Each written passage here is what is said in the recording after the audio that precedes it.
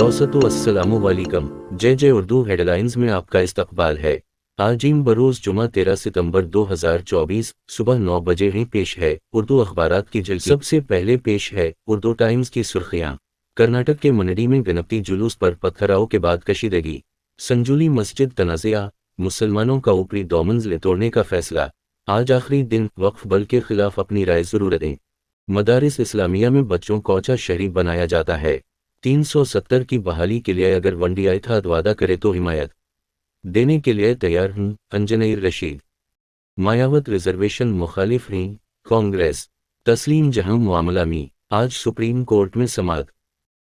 Gaza को 3 हिस्सों में तकसीम करके शुमाली इसराइल में शामिल करने का मंसूबा है। तबाह हो गए इसराइल ने हमास के सनई रहनुमा को के नाम पैगाम पेश कर दी। मुसलमानों की मुल्क में औकात और उनके दसत व गरीबां होने की दास्तान।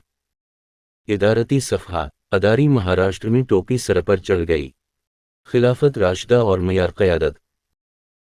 ये थीं उर्दू अखबारों की सुर्खियां। आपके तासुरात के इंतज़ार रहेगा। फिर मिलेंगे। अल्लाह हाफ़िज़।